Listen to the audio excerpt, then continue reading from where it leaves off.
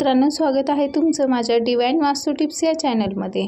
तर आज आपण खूप महत्त्वपूर्ण विषयावर चर्चा करणार आहोत। तो विषय म्हणजे पैशाचा प्रवाह आपल्या घरामध्ये आपण कसा स्थिर ठेवायचा। यासाठी घरात कोणत्या वस्तू, कोणत्या शुभ वस्तू असणे गरजेचे आहे आणि कोणत्या अशुभ वस्तू घरातून काढून टाकणे हे देखील तितकेच गरजेचे आहे। यामध्ये आपण देवघरात कोणत्या वस्तू ठेवायच्या हे पाहणार आहोत।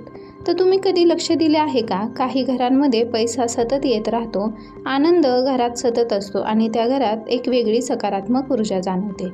पण काही घरात अगदी उलट परिस्थिती आपल्याला पाहायला मिळते। कितीही मेहनत असली, तरीही पैसा टिकत नाही। अचानक खर्च वाढत राहतात आणि घरात सतत तणाव जाणवत असतो। असं का होतं? तर कधीकधी वास्तुशास्त्रानुसार घरात असलेल्या काही वस्तू आपल्या घरातील ऊर्जा बदलू शकतात। काही वस्तू अशा असतात ज्या देवघरात किंवा घरात ठेवल्यावर माता लक्ष्मीचा आशीर्वाद कायम राहतो आणि पैशाचा प्रवाह स्थिर होतो। आजचा हा व्हिडिओ आपण याच विषयावर करणार आहोत किंवा आजच्या या व्हिडिओमध्ये आपण याच विषयावर जाणून घेणार आहोत। घरात कोणत्या वस्तू ठेवल्यावर लक्ष्मीचा वास कायम राहतो आणि घरात धन, सुख आणि समृद्धी वाढते। तर त्या वस्तूमधली पहिली वस्तू म्हणजे शंख। तर तुम्ही बऱ्याच ठिकाणी शंख किंवा शंखनाद ऐकला असेल। वास्तुशास्त्र आणि धार्मिक परंपरेत शंखाला खूप पवित्र मानलं जातं। पुराणांनुसार समुद्रमंथनाच्या वेळी माता लक्ष्मी आणि शंख दोन्ही समुद्रातून प्रकट झाले, म्हणून शंख आणि लक्ष्मी यांचा संबंध खूप जुना मानला जातो। प्राचीन काळात मंदिरे आणि राजवाड्यामध्ये शंख वाजवण्याची किंवा शंखनाद करण्याची परंपरा होती। शंखांचा आवाज वातावरणातील नकारात्मक ऊर्जा दूर करतो असं मानलं जातं। वास्तुशास्त्रानुसार जर घरात रोज सकाळी किंवा संध्याकाळी शंख वाजवला गेला तर घरात सकारात्मक ऊर्जा वाढते। तसेच शंख देवघराच्या किंवा घराच्या देवघरात किंवा ईशान्य दिशेला ठेवणे शुभ मानले जाते। ज्या घरात शंखाचा आवाज घुमतो तिथे लक्ष्मीचा वास कायम राहतो। ही झाली पहिली वस्तू। दुसरी वस्तू म्हणजे कमळाचे फूल किंवा कमळाच्या फुलाची प्रतिमा। कमळाचे फूल हे हिंदू धर्मात पवित्रतेचे आणि समृद्धीचे प्रतीक मानले जाते। माता लक्ष्मी नेहमी कमळाच्या फुलावर विराजमान असते। हे आपण सर्वांनी चित्रांमध्ये, प्रतिमांमध्ये आणि खूप ठिकाणी पाहिलेलं आहे।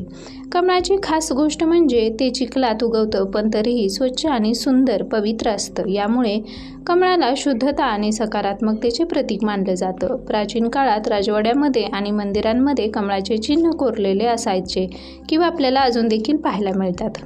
वास्तुशास्त्रानुसार जर घरात कमळाचे चित्र देवघरात किंवा ईशान्य दिशेला ठेवले असेल तर घरात धन, समृद्धी वाढत जाते। त्यानंतर तिसरी वस्तू म्हणजे तुळशीचे रोप। भारतीय संस्कृतीमध्ये तुळशीला देवीचे रूप मानले जाते। पुराणांमध्ये तुळशीला माता लक्ष्मीचे स्वरूप मानले गेले आहे। म्हणूनच भारतातील अनेक घरांच्या अंगणात तुळशीचे रोप लावण्याची परंपरा आहे। तुळशीची पूजा केल्याने घरात सकारात्मक ऊर्जा निर्माण होते आणि धार्मिक ग्रंथांमध्ये सांगितले आहे। वैज्ञानिकदृष्ट्या पाहिलं तरी तुळशी हवा शुद्ध करण्याचे काम करते। म्हणून सकाळी आपण खूप स्त्रियांना किंवा आपल्या घरात महिलांना, आपण आपल्या आईला देखील सकाळी तुळशीला प्रदक्षिणा घालताना पाहिलेलं आहे। कारण सकाळी तुळशी ऑक्सिजनचं प्रमाण जास्त वातावरणात सोडत असते।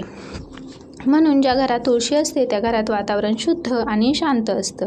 वास्तुशास्त्रानुसार तुळशी घराच्या ईशान्य किंवा पूर्व दिशेला असणे खूप शुभ मानले जाते। त्यानंतर चौथी गोष्ट म्हणजे चांदीचे नाणे। चांदीला प्राचीन काळापासून शुद्ध आणि शुभ वस्तू मानले गेले आहे। राजाच्या काळातही चांदीच्या नाण्यांचा वापर मोठ्या प्रमाणात केला जात असे। वास्तुशास्त्रानुसार जर घरात लक्ष्मीचे चिन्ह असलेले चांदीचे नाणे ठेवले तर धन वाढण्याचे प्रतीक मानले जाते। विशेषतः दिवाळीच्या दिवशी लक्ष्मीपूजन करून ते नाणे तिजोरीत किंवा पैशाच्या ठिकाणी ठेवले तर घरात धन टिकते। त्यानंतर पाचवी वस्तू म्हणजे स्वच्छ आणि उजळ देवघर। घरात देवघर असणे ही केवळ परंपरा नाही तर त्यामागे एक खोल अर्थ आहे। देवघर हे घरातील सकारात्मक ऊर्जेचं केंद्र मानलं जातं।